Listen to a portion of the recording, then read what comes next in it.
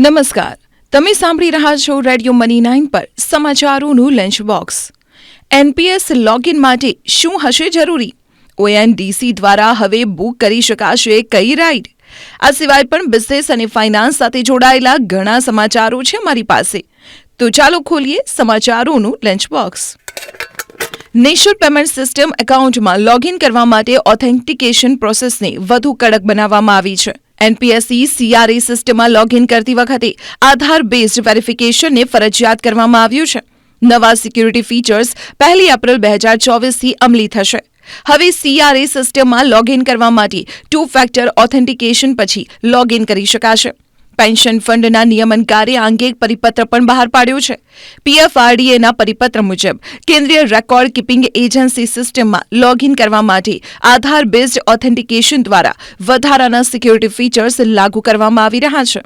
હવે તમે ટૂંક સમયમાં open network four digital commerce એટલે કે ONDC દ્વારા ઉબર રાઇડ્સ બુક કરી શકશો. આ માટે ઉબરે સરકાર સાથે MOU કર્યા છે. આ સુવિધા બાદ તમે ઉબર એપ વિના પણ તમારા માટે રાઇડ બુક કરી શકશો.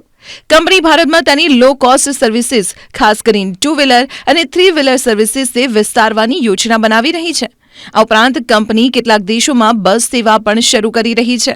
મહિન્દ્રા એન્ડ મહિન્દ્રાએ તેની લોકપ્રિય SUV સ્કોર્પિયો એનનું નવું વેરિયન્ટ Z8 સિલેક્ટ લોન્ચ કર્યું છે. તેને મિડ વેરિયન્ટ Z6 અને ટોપ લાઇન મોડલ Z8 વચ્ચે રાખવામાં આવ્યું છે. Z8 સિલેક્ટની પેટ્રોલ અને ડીઝલ બંને એન્જિન અને ટ્રાન્સમિશન વિકલ્પો સાથે લોન્ચ કરવામાં આવ્યું છે. આ કાર 70થી વધુ કનેક્ટેડ ફીચર્સ સાથે આવે છે. તેની પ્રારંભિક કિંમત 16.99 લાખ રૂપિયા છે. સ્કોર્પિયોનું Z8 સિલેક્ટ વેરિયન્ટ નિયમિત Z8 વેરિયન્ટ કરતાં 1.66 લાખ રૂપિયા સસ્તું છે. સ્કોર્પિયો એનની એક્સ શોરૂમ પેન ઇન્ડિયા કિંમત 13.60 થી 24.54 લાખ રૂપિયાની વચ્ચે છે. SUV માટે બુકિંગ ઓપન છે અને તે 1 માર્ચ 2024થી ડીલરશીપ પર ઉપલબ્ધ થશે. ભારતમાં તેની સ્પર્ધા ટાટા હેરિયર અને સફારી સાથે છે. જ્યારે આ પ્રાઇસ રેન્જમાં તેની ટક્કર હ્યુન્ડાઈ ક્રેટા અને કિયા સેલ્ટોસના ટોપ લાઇન વેરિયન્ટ સાથે પણ છે. રિલાયન્સ ઇન્ડસ્ટ્રીઝના ચેરમેન મુકેશ અંબાણીના સૌથી નાના પુત્ર અનંત અંબાણી અને રાધિકા મર્ચન્ટ 12મી જુલાઈએ મુંબઈમાં લગ્નના બંધનમાં બંધાવાના છે. તે પહેલા 1 માર્ચથી 3 માર્ચ સુધી જામનગરમાં પ્રી વેડિંગ સેલિબ્રેશન યોજાવાનું છે, જેમાં 1000થી વધુ મહેમાનોને આમંત્રણ આપવામાં આવ્યું છે. અતિથિઓને આમંત્રણની સાથે સાથે વોર્ડરોબ પ્લાનર અને કેટલીક માહિતીનું ડેકોરેટિવ કાર્ડ પણ મોકલાયું છે. 9 પાનાના કાર્ડમાં આકર્ષક ડિઝાઇન અને વોર્ડરોબના ડ્રેસ કોડના ફોટા મૂકવામાં આવ્યા છે. 1 માર્ચથી દિવસભર અહીં 50થી વધુ પ્લેન લેન્ડ થશે. લગ્ન પ્રસંગે રિલાયન્સ દ્વારા સમગ્ર જામનગર એરપોર્ટે શણગારવામાં આવી રહ્યું છે. સાથે સાથે RIL રિફાઇનરી કોમ્પ્લેક્સ સુધીનો રૂટ પણ શણગારવામાં આવી રહ્યું છે. આ ફંક્શનમાં મેટાના CEO માર્ક ઝુકરબર્ગ, મોર્ગન સ્ટેનલીના CEO ટેડ પીક, માઇક્રોસોફ્ટના સ્થાપક બિલ ગેટ્સ, ડિઝનીના CEO બોબ ઇગર, બ્લેકરોકના CEO લેરી ફિંગ, એડનોકના CEO સુલતાન અહમદ અલ-ઝાબેર સહિત અનેક હસ્તીઓ ઉપસ્થિત રહેશે.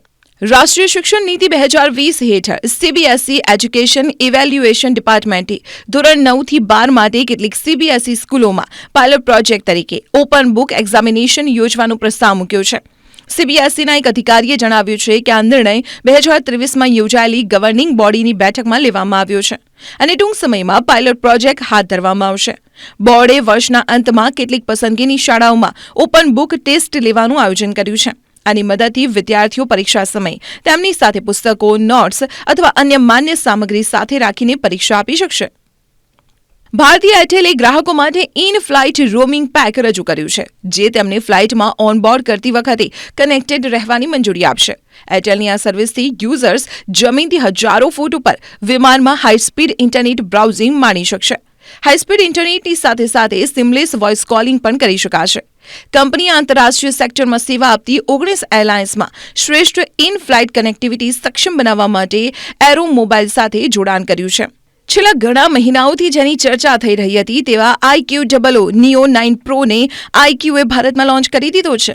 આ ફોનમાં 6.78 ઇંચની LTPO AMOLED ડિસ્પ્લે આપવામાં આવી છે, જેનું રિફ્રેશ રેટ 144Hz છે. આ ફોનની સ્ક્રીનમાં 1.5K રિઝોલ્યુશન ડિસ્પ્લે આપવામાં આવ્યો છે અને તેની પીક બ્રાઇટનેસ 3000 નિટ્સ સુધીની છે. જો કેમેરાની વાત કરીએ તો તેનું મેઇન કેમેરા 50 MPના સોની IMX920 સેન્સર સાથે આવે છે. જ્યારે બીજો કેમેરા 8 MPના અલ્ટ્રા વાઇડ એંગલ સાથે આવે છે.